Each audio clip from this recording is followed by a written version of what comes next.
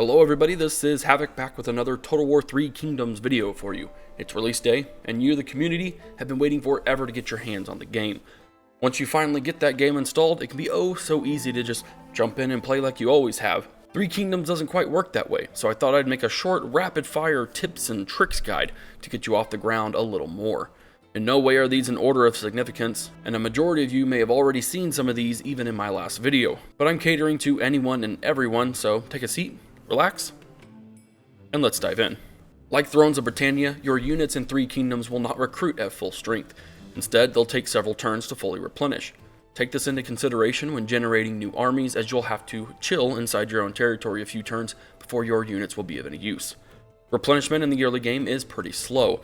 As you progress in your campaign, technology, character skills, commandery assignments, and even events can drastically change that percentage. If you're an army pushing type of guy or gal, definitely keep a close eye on these areas.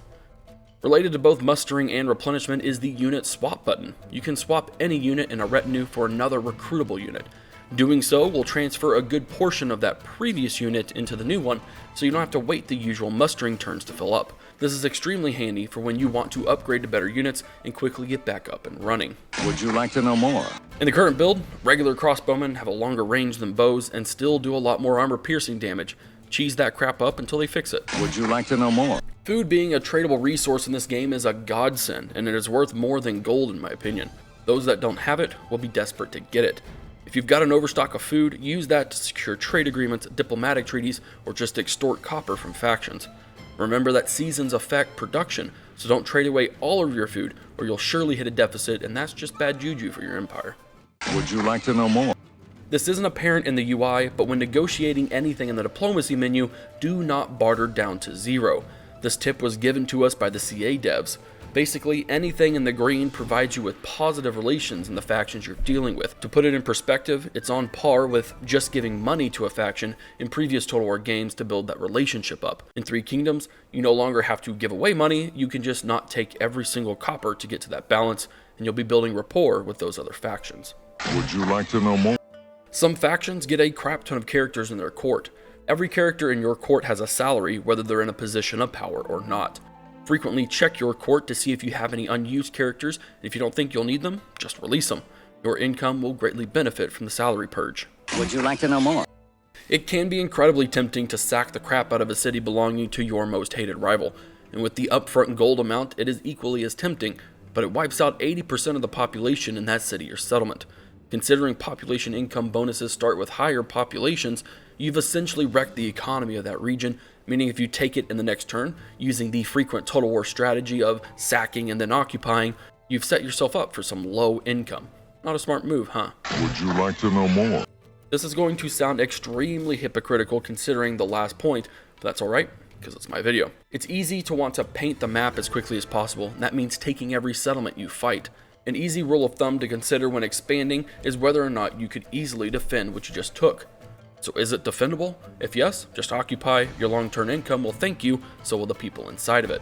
If not, burn that trash to the ground. Your immediate income will thank you, the people, not so much. Would you like to know more? Generals that like each other provide active buffs to all units in battle. It's 100% worth switching out generals and armies to get friendly retinues together, but know that if a general routs from a battle, all units lose whatever buffs that general gave them. Would you like to know more? There is meta in your buildings. Most every economic, agricultural, and learning market building will provide you with either a base income in those areas or buffs to income in those areas. Synergizing building chains in your city with resources in your regional settlements can yield a good deal of copper from those commanderies. I'll have a building specific guide video up on the channel soon to help with that. Would you like to know more? 3 Kingdoms is not designed with a lone wolf ideology in mind. The AI is built to form alliances and coalitions unlike any other previous Total War game. If and when you can, coalition up. Some factions don't have that ability until late game, namely the Yellow Turban Rebellion, and believe me when I say that in the late game, going to war with one faction generally means going to war with at least 3 to 6 others in their group. No more. Some of you aren't story driven, or perhaps you're a side mission RPG junkie and don't follow the main arcs that well. Either way, CA's model of that initial battle and then taking that initial settlement, you know you don't have to do that, right? Well, the battle you probably have to actually.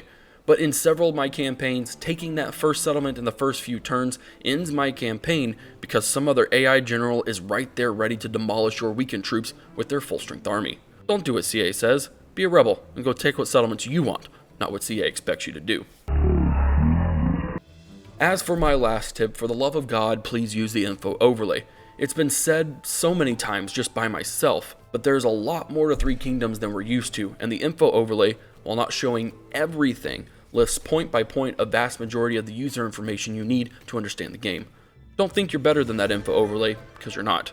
Just use it. Alright everyone, that's all I have. Hopefully these tips and tricks will help you in all areas of your campaign. I've undoubtedly forgotten some, or maybe you have some more, so please enlighten myself and your fellow Three Kingdoms players with your tips and tricks in the comment section down below. If you enjoyed the video, be sure to give it the old thumbs up. Subscribe to the channel to stay up to date with all things Total War and Three Kingdoms as I work on more guides and faction overviews. Thanks for watching, check out my Patreon and Games Planet as they're both ways to support the channel. This is Havoc, and I'll see you in the next one.